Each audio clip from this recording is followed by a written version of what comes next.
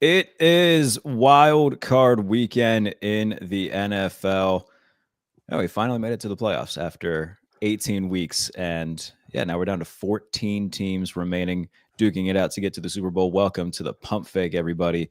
Powered by FanDuel. Jarrett Bailey, Todd Haley here to get you set up for wild card weekend. And I think I'm going to try to make it a thing where at the beginning of the show, we give you an update on the Pittsburgh Penguins, who beat the New Jersey Devils last night 4-1. Their sixth straight win. Evgeny Malkin comes back and nets a power play goal as the highlight. I know that you were probably excited about that, Todd. Yeah, number one star. I think big so. to get him back. Yeah, they're on fire, and they need to be because it seems like the Islanders lost last night, thankfully, to the chagrin of a couple of my buddies that are huge Islander fans. So I always just keep telling them we're only 2 points behind, but we got 2 games in hand. As long as you have those games in hand, you got a chance. Yeah, the Metro's loaded this year. So, yeah, don't worry. We're not going to turn this into an NHL podcast, but in terms of just keeping up with the Penguins, that is something that Todd and I have recently found that we both do religiously. So this is an exciting time. I had the bowl game on last night and the Penguins on my phone. It was a perfect night. I love to hear it. All right, so wild card weekend. 6 games spread across 3 days. We'll get 2 on Saturday, 3 on Sunday, and then the final one on Monday night with the Steelers and Texans, which we will dive into. So we'll start off. We'll kind of go just in order of these games. The first one being the Rams and the Panthers. The Rams are 10.5-point favorites. That's by far the biggest spread of the weekend. These two teams played in Carolina earlier this season. Carolina got the upset win, but it didn't come without the Rams kind of shooting themselves in the foot a lot. I believe they had 3 red zone turnovers, or 2 in the red zone, 1 on the brink of the red zone. Stafford threw a pick 6. It was just an ugly game for the Rams. And had they protected the ball, they probably put up north of 40 points in that game and win. So I'm going to go with the Rams, not just to win, but I think they cover. I don't think this one's going to be particularly close. Panthers kind of closed out the season, limping into the postseason and needing help in the final week to even get in. They get in with a losing record. I think the Rams are going to be the team that comes out of the NFC and gets to the Super Bowl. I think they win this one pretty handedly. Yeah, I'm heavy Rams too. I think the advantage they have is they did have that loss. So Sean McVay, really good coach. Obviously, I'm sure those cut ups have been passed around the building in full. And knowing as a coach, that's helpful to obviously let them know. Listen, we went in there and we fell asleep last time, and that can't happen again. So I think having that tape and that memory in their brains pretty recently, I like the Rams too, like you do. I think in my mind, with Davante Adams back, they're the best team in the NFC. Yeah, and they were without Davante Adams for the final 3 or 4 games of the year, just letting him get fully healthy. They lost a couple of games on their own before Week 18 and getting back on track against Arizona. But they're getting healthier. They get Davante back. They get a couple offensive linemen back as well. It's a very big mismatch in terms of the talent and the coaching. So we're both on the same page, taking the Rams. The night game on Saturday, Packers-Bears 3. The first 2 games have been extraordinarily fun. Obviously, the last one in Chicago, Caleb Williams throwing the overtime touchdown to DJ Moore to win the game after they were down 10 with like 2:40 left in the game and somehow found a way to come back and win. Incredible game. And now we'll get part 3 of this. The Packers, they've lost 4 in a row going into the postseason. Chicago, kind of the opposite, where they started off a little bit slow and then in the second half of the year just unleashed hell. So that said, I'm going to hesitantly pick the Packers.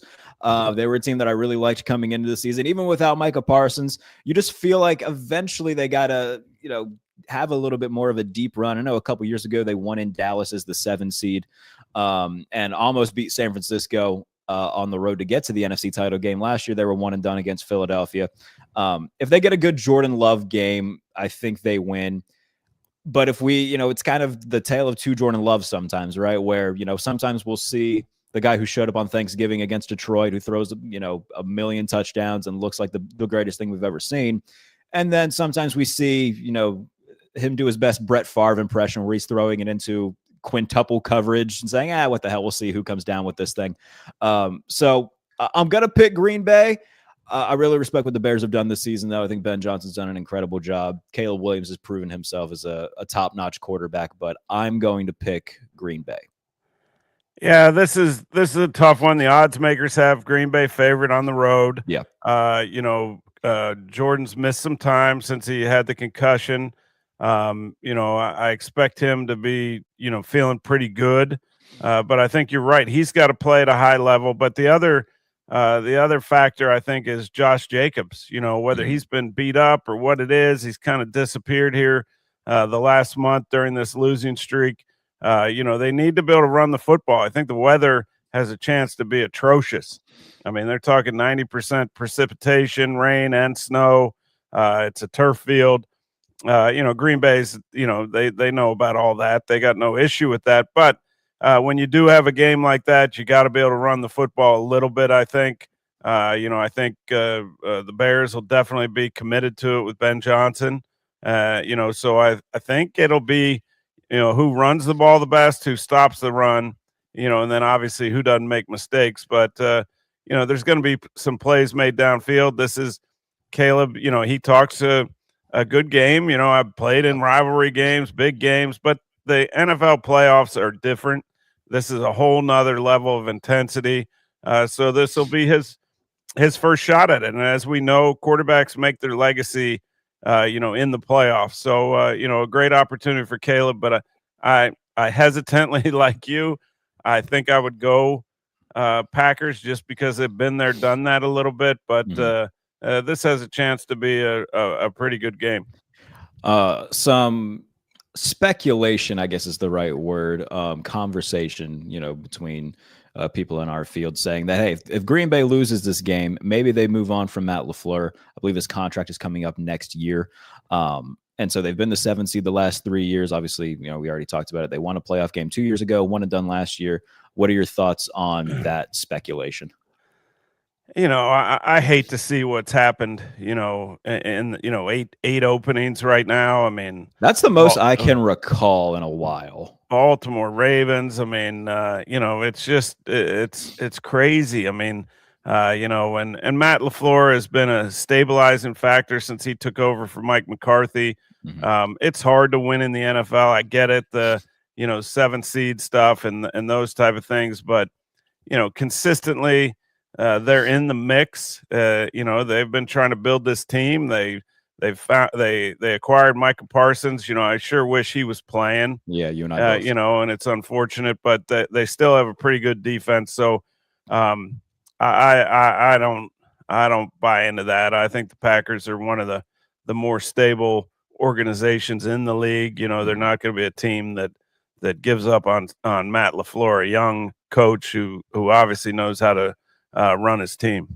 Hey, we haven't done a show together since the Ravens fired John Harbaugh. I'm sure I already know your thoughts about it, but for those who haven't heard them, just your overall thoughts on that. Yeah, I just shocking to me. Now, I think if he wants to, he'll land on his feet somewhere. Miami, the Giants. He's a guy that second longest tenured coach in the league. Yeah. Had a ton of success. I think sometimes people within the building, even though that's a really stable place, whether there was some friction with Lamar, I don't know. I didn't hear a lot of support publicly from the players, not like what you heard players saying about Tomlin going into that game. So something going on. I don't know what it is, but he'll land on his feet. And now all of a sudden, when you talk about best openings for, coaches to take, I mean, how do you not put Baltimore? I had the Giants at the top of the list, but Baltimore's got to go right to the top. You got Lamar Jackson, great ownership, stability, a lot of good players. So I would think, some coaches chomping at the bit to have an opportunity there. Yeah, you mentioned it too. 8 openings as we record ahead of Wild Card Weekend. Over the last handful of years, I can't think of a year where we had more than that. I could be wrong, so don't quote me on that. But with a quarter of the league having head coaching openings, it does feel, and Mike T talked about this the other day on Rich Eisen's show, teams getting a little bit more impatient to some degree and moving on quicker than they have in the past. Yeah, and I think that's a result of social media, all the outlets out there. Back in the old days, in the days when I started coaching, you didn't have access to everything, and who has access to it? People in the building, owners, and some of them just hear the noise. And I think Mike T referenced that the Rooneys, they and himself, they don't listen to the outside noise because you can be affected by it.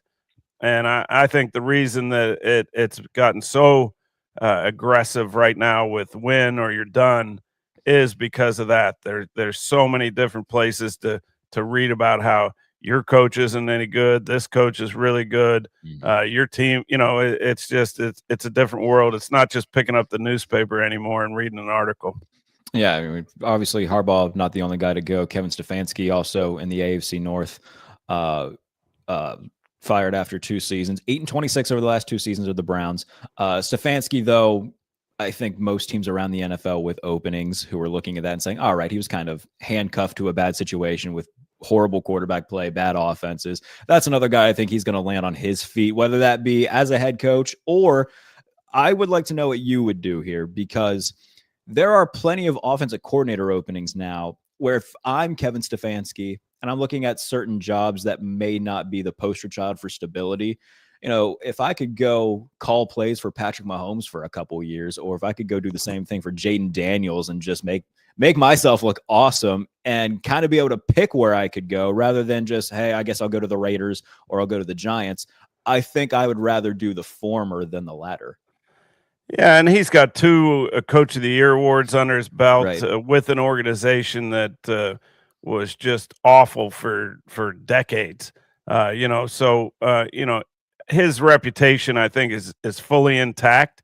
One of the most recent trends is guys sitting out a year.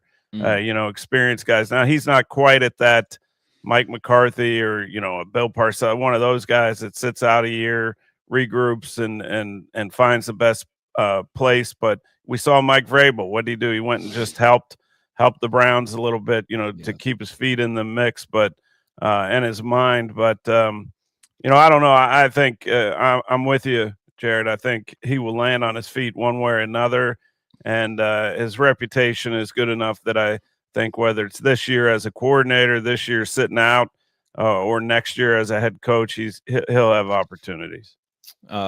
We can transition to a quick retirement real quick. Tom Moore retiring after 62 years. I was watching an NFL film thing just on his career, and I saw you were actually in it. I want to say, who was he with at the time? I can't remember. It might have been Arizona, and you and another Steelers assistant were talking to him, and you had mentioned how he used to pick you up to go to practice or whatever. So just talk about Tom Moore and the guy that he is and just the coach that he was. No, what a career. I mean, he was coaching with the Steelers when my father was there, when I was a ball boy in middle school and high school, and he was my ride. Every Sunday morning or Monday, whenever we played, he'd pick me up. Then we'd pick up Pat Perlis. His dad, George Perlis, was the defensive coordinator, and Tom Moore would smoke all the way to Three Rivers and lock the windows. And we were in there just suffering, in the smoke and the heat, but unbelievable, career he's had and success he's had. And he's kind of one of those guys where he ends up, good things happen, whatever capacity he's in. So, to do it this long, I mean, just amazing. And like I said, the effect he's had on some pretty good players, quarterbacks specifically, and teams. So, congrats to him on a phenomenal career, but I'll never forgive him for locking those windows and us having to smell the smoke. Yeah, I was going to say secondhand smoke, a lost art in America nowadays, apparently. I mean, to be able to work with, a who's who of quarterbacks, like with Terry Bradshaw and then ending it with, Tom Brady, Baker Mayfield. I mean, 6-decade career. Peyton Manning in the middle. Oh, one of the great quotes of all time, too, from Tom Moore when he was asked why he doesn't give the second string quarterback reps. He's like, guys, if 18 goes down, we're fucked, and we don't practice fucked. So the greatest thing ever. So salute to Tom Moore. Great career. Absolute legend of the game. So let's keep it going with the Sunday games. Buffalo and Jacksonville. The Bills are 1.5 favorites on the road. These are like my two pet teams. So like I wish it wasn't happening wild card weekend. I would have loved if this somehow was the AFC title game. The Jaguars, Trevor Lawrence has been playing at an MVP level in the second half of the season. I know that it's come down to Matthew Stafford or Drake May. I think if we had to give like a bronze pedestal, Trevor Lawrence would be that third guy. And then obviously we know how good Josh Allen is, reigning MVP. The worry with me about Buffalo is what is that defense going to look like? Although in the second half of the year, they've been much better than what they were in the first half of the year. Even in that loss against Philadelphia, they held Jalen Hurts without a completion in the second half. So like this is a defense that's kind of turned a corner, and going into a place in Jacksonville, they had the number one rushing defense in the NFL. What's that going to look like for James Cook? How's that going to affect the Bills offense? It's a very fascinating matchup between, a team that's become a blue blood in the NFL and a team that wants more respect. Very fun matchup. I'm going to pick Buffalo, which I'm sure, Jaguars fans aren't going to like, especially with how much I've backed them over the last couple months, but I am going to pick the Bills to win and advance to the divisional round. Yeah, I think this is a really interesting matchup for a lot of those reasons you just stated. Number one, the Bills, one of the best rushing teams in the league, and Jacksonville, one of the best run defenses in the league. So, I think Joe Brady has experience over last year's playoffs. There were times during either that Raven game or the Chiefs game that I'm like, just turn it over to Josh. But he stayed committed to the run, and it really gave them a good opportunity to win in each of those games. So, I think that's going to be a key. Can they, have the discipline to not just say, all right, Josh, put on your cape, come out of the phone booth and do your thing, because I think you got to play the game to win. And eventually I think that will happen, but I think they got to stick to their guns and do what has got them here, and got them the record they have. And that's been, being one of the best running teams in the league. So, and the Jags are very opportunistic. I mean, they're a plus, 13 or something like that, where the Bills are a +1. So to me, the Bills cannot afford to give the ball to Jacksonville. They can't allow them to make those type of plays to turn the game, give their offense field position. And, but I'm with you.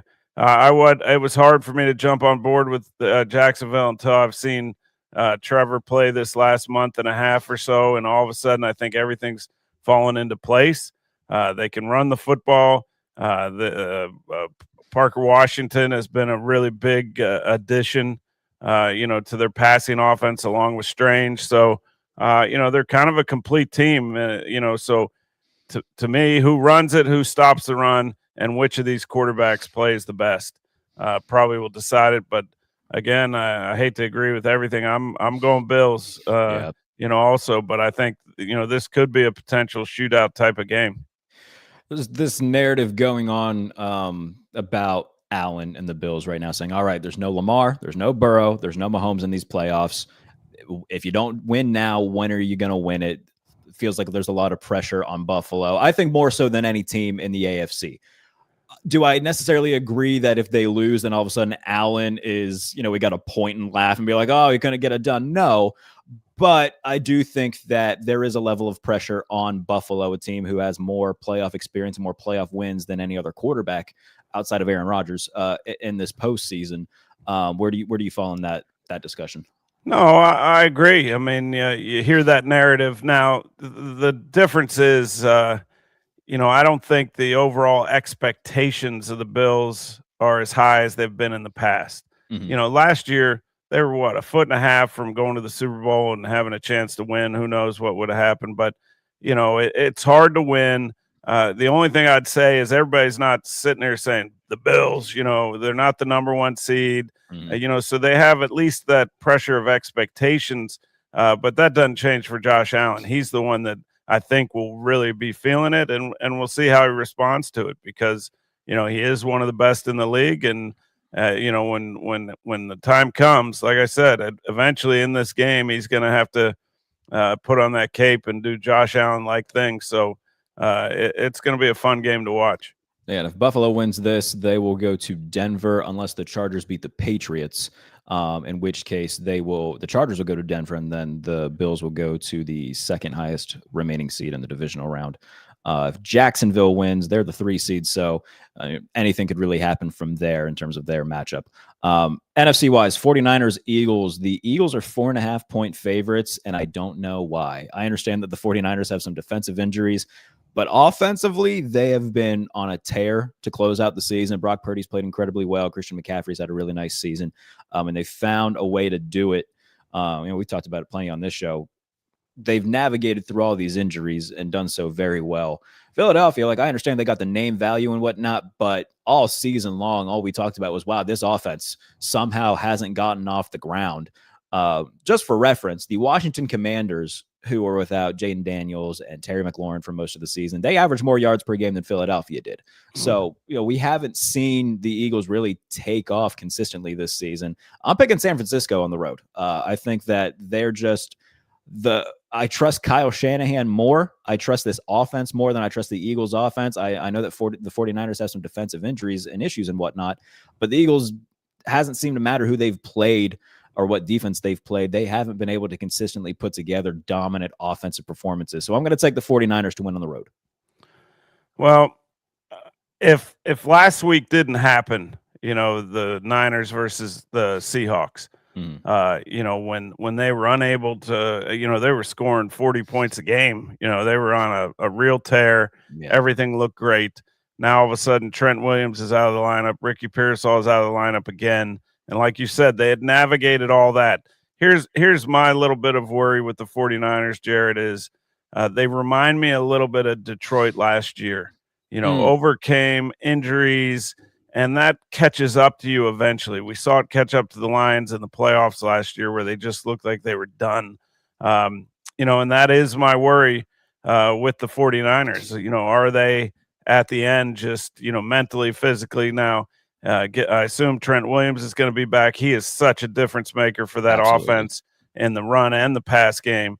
There's talk of Fred Warner, potentially getting back at some point. Which is pretty incredible considering that what it looked like. Yeah, I was gonna say, for all intents and purposes, his foot was on backwards for a minute. So if he can come back, that's superhuman recovery. Yeah, and he's a superhuman type dude. Yeah, I coached his brother in the USFL, and Fred would come out to a couple games.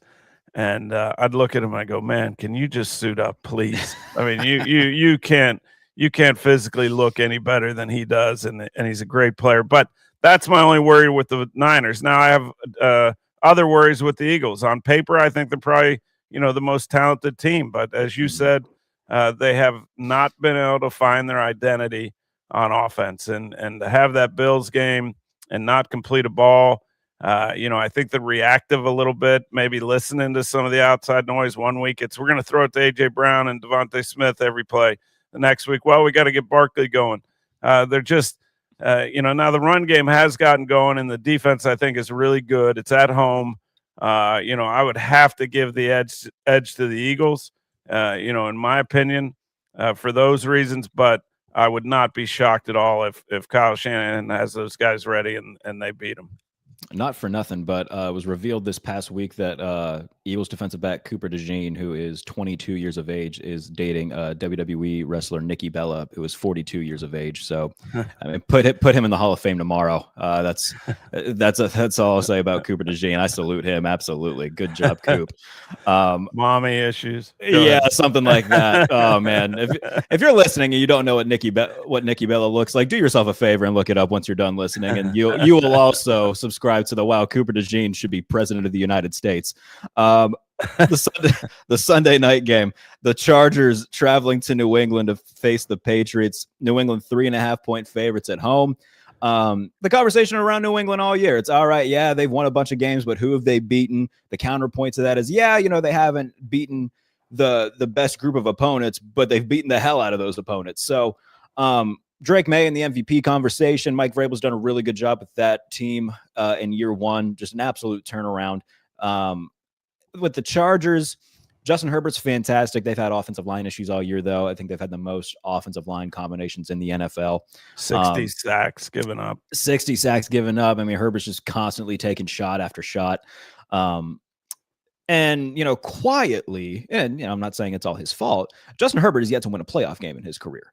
So there is that cloud hovering over the Chargers as well. And I assume the pressure that comes with it as well. Really like the Chargers defense and what Jesse Minter's done with that unit. He's going to be a head coach more than likely in 2026 because of it. But I do think that New England is the team I feel more confident in, especially with it being at home. So I will take New England to win in advance. Yeah, if this game were out in LA, I probably would feel differently. But, number one, you nailed it. I mean, Mike Vrabel has done a phenomenal job with this team. I thought they were probably a year away, just roster-wise. Did not expect Drake May to take the jump he's taken, so you got to give Josh McDaniels a lot of credit. But, both of these coaches, Jarrett, they don't care what it looks like. And there's other coaches in the league that do. They want it to look flashy. They care about how many points. Both of these coaches just want to score more points than their opponent, and they don't really care. So they're looking for that path to victory. So I think that's as interesting a matchup as anything is Harbaugh versus Vrabel. They both all week have put a lot of thought and time and conversation into how they feel the game has to play out to have the best chance to win. So I think that's going to be really interesting. The Chargers with Hampton back are now running the football again. But the biggest thing is Justin Herbert. He has to exercise his playoff demons, much like we'll be talking about Sam Darnold in a week. That's where you make your name as a quarterback in this league, is in these big playoff games. So he's got that to deal with. And then on the other side, Drake May, much like Caleb Williams, it's his first go round, his first real feel of what the intensity and speed of a playoff game looks like. But I'm with you. I think, it being in Gillette, weather on the horizon also there, could be pretty messy.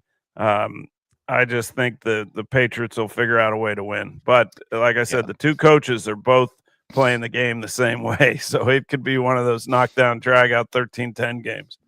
Very much so. All right. Game of the week for you and I, at least. The Steelers hosting the Houston Texans. The Texans are 3-point favorites. This is the first full capacity playoff game at Acrisure Stadium since you were on the sideline. It's been a minute since they've had a big playoff game there. They are coming off of a game that I still cannot put into words. It's been almost over a week, almost a week at this point, and I'm still shocked. But they win the AFC North in the most dramatic of fashion possible. They get to 10-7. Aaron Rodgers, leading the way. DK Metcalf coming back from suspension. Defensively, having TJ back from the lung injury. Cam Hayward playing very well.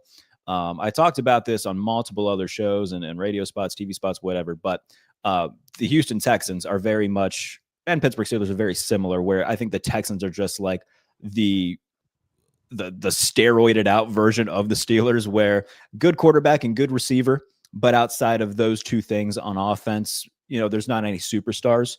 And defensively, a pass rush that'll eat you alive and a good secondary. Both of these teams have those things. I'm going to say, and for some reason, as a Steelers fan, I just feel confident that they're going to win. And anytime I have that feeling, more often than not, it appears to be right. So I'm going to take Pittsburgh to win, end this playoff win drought, and advance to the divisional round. And oh man, what a scene it'll be if they pull off a playoff win at Acrisure. That's all I want. I just want to see what that looks like, because it's been a while since we've seen it.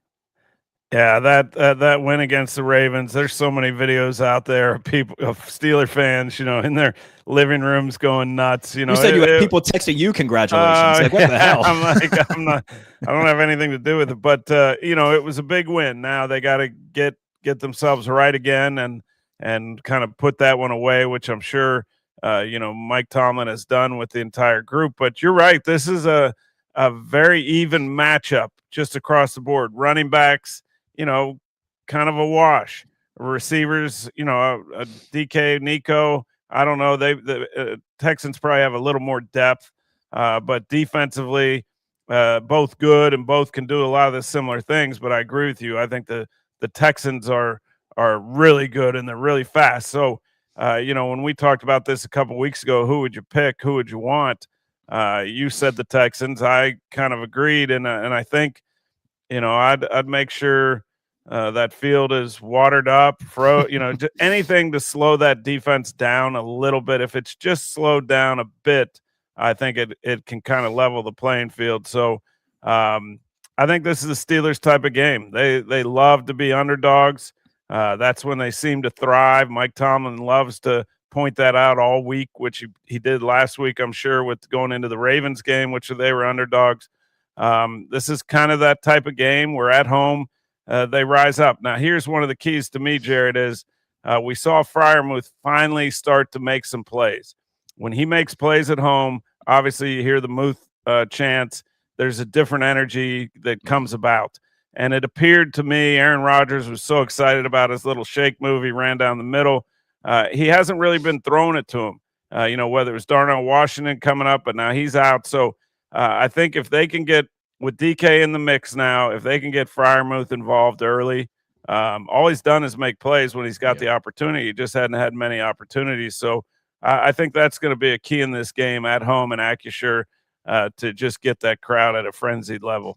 Yeah. And, I don't want to not say anything good about the Texans, but, the two of us, obviously you coach with Pittsburgh. I, grew up a Steelers fan, but we'd be remiss if we didn't talk about Will Anderson and Danielle Hunter, maybe the best pass rushing duo in the NFL right now.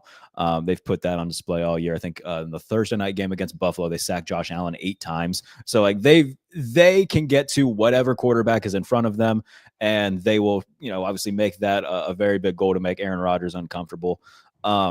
You mentioned, they have similar personnel stuff for the Steelers and Texans.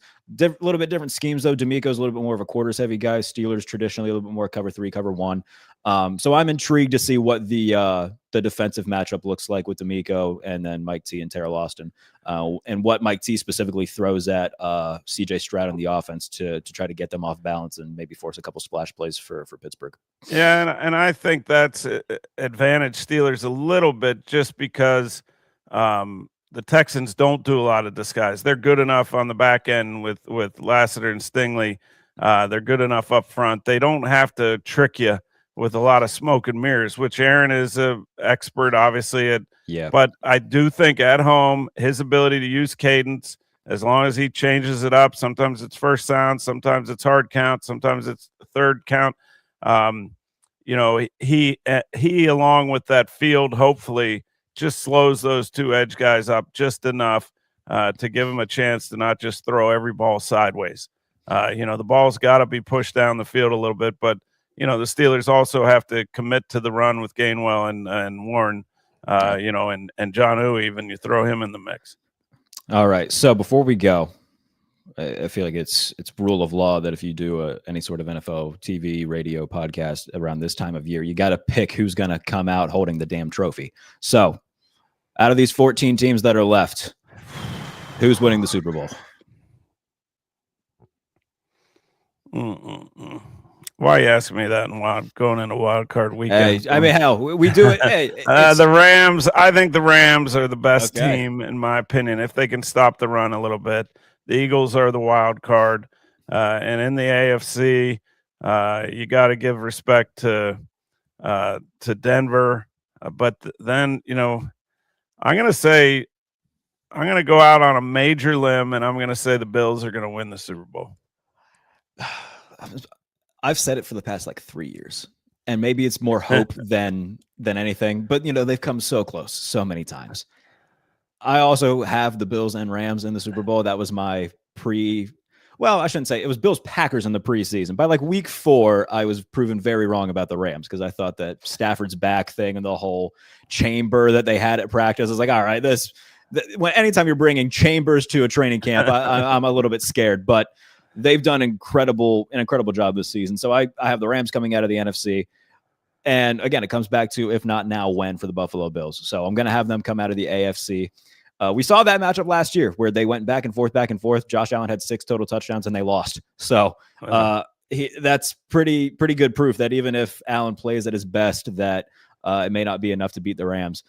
And you know what? I'll still drink the hope Kool-Aid, and I'll pick Buffalo. And you and I are in the same wind where we love Josh Allen. We really just want to see him succeed. And I think a lot of people are also in that same boat where we've seen him come so close so many times. He's a great player, but also just seems like a really good dude. And I would love nothing more than to see him hoist a Super Bowl, not just for him, but for that fan base who's suffered for so long and have come so close so many times. I would love to see a parade go to downtown Western New York. And it's a deserving player, deserving team, and a deserving fan base. Yeah, that'd be really cool. I think we're probably thinking more with our hearts than our heads. Yes, but, very much. That's what football is all about. That it is. All right, everybody. If you're listening to the podcast, leave a comment, leave a review. If you're watching on YouTube, please be sure to subscribe to the channel. Todd and I will be back on Monday morning to preview Steelers-Texans, since that's the Monday night game. So if you're expecting a Steelers-Texans preview going into the weekend, it'll be on Monday. So appreciate everybody for tuning in, and we'll be back next week.